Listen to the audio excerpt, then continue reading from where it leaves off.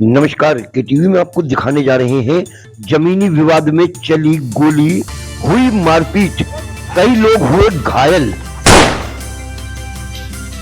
लखनऊ के पारा थाना क्षेत्र के डिप्टी खेड़ा में जमीन कब्जेदारी को लेकर दो पक्षों में हुआ खूनी संघर्ष।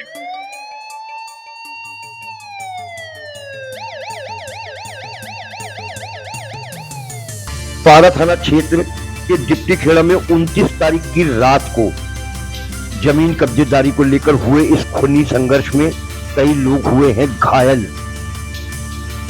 मीरा देवी ने आरोप लगाया है कि मौर्य परिवार उनकी जमीन पर करना चाह रहा है अवैध रूप से कब्जा।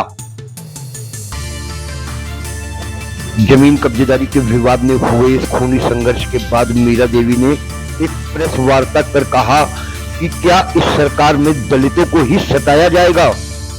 आखिर हमें कब मिलेगा न्याय? नरेश मौर्य को क्यों, ऐसा क्यों है? ये जबरदस्ती हमारी जमीन है और अपना कब्जा कर रहे हैं। इस सरकार में क्या दलितों को ही परेशान किया जाएगा? इस प्रेस वार्ता में मीरा देवी और उनके सहयोगियों ने नरेश मौर्य, अखिलेश मौर्य, विपिन मौर्य सहित मौर्य परिवार के कई लोगों पर लगाए हैं गंभीर आरोप। नरेश मौर्य पर कई राउंड सीधे गोली चलाने का लगा है आरोप। पुलिस ने मामले की गंभीरता को देखते हुए दोनों पक्षों पर गंभीर धाराओं में मुकदमा पंजीकृत कर कार्रवाई शुरू कर दी है। और उसके बाद में परसों हम अपनी जमीन पे गए तो ये लोग जेसीबी चला रहे थे और जमीन को कब्जा कर रहे थे। देखिए, जमीन मीरा देवी के नाम विरासत में आई। इनके पति ने खरीदा था 2002 में। वहाँ देखा ये कि जमीन जेसीबी ले जा रहे थे ये लोग, तो जेसीबी हम लोग रोकने का प्रयास किया तो नरेश मौर्य अपनी पिस्टल, लाइसेंसी पिस्टल निकाल कर फायरिंग कर रहा था। तो 2023 में एक फर्जी व्यक्ति खड़ा करके एग्रीमेंट कराया गया और उसको पेंटिंग डाला गया। आज तक भी गिरफ्तारी उसमें नहीं हुई, तो हम लोग क्या कहेंगे बताइए। पुलिस इसमें मुकदमा लिख लिया है, दोनों पक्ष में मुकदमा लिखा है और उनके पक्ष के लोग गोली चला रहे हैं और मुकदमा दोनों पक्ष लिखा जा रहा है। इसमें क्या है, मतलब कहीं ना कहीं अभी भी आप पुलिस की कार्रवाई से संतुष्ट दिख नहीं रहे हैं? नहीं, संतुष्ट नहीं है। उसमें गिरफ्तारी हो और मुकदमा की बात है, दोनों पक्ष लिखा गया है, तो इससे संतुष्ट नहीं है हम लोग। 2014 में इनके पति की हत्या हो जाती है, ऐसी इनको आशंका है कि विरासत होने के बाद, इनके नाम आने के बाद इसकी रजिस्ट्री हमारे लोगों के द्वारा हुई।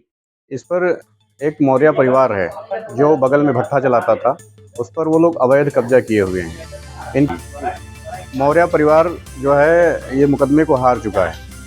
वो एक कब्जेदारी का आधार डाले हुए हैं कि कब्जेदारी के आधार पे उनकी रजिस्ट्री सरकार द्वारा ज़मीन की हो जाए और डेट पे वो अपना कब्जा साबित करना चाहते थे। तो उस रात वो ज़मीन की पूरी घेराबंदी करने की प्लानिंग में थे। तो हमें सूचना मिली, इन्होंने, मीरा देवी ने, राजन भाई उनको फ़ोन किया, उन्होंने हमें फ़ोन किया, तो हम लोग अपने साथियों के साथ पहुँचे तो देखा वहाँ पर जेसीबी लगा करके मौर्य परिवार के लोग, नरेश मौर्य, अखिलेश मौर्य, यश मौर्य, जब आप वहाँ पहुँचे तो ये सब लोग थे, क्या कर रहे थे? ये सब लोग जेसीबी एंट्री कर रहे थे।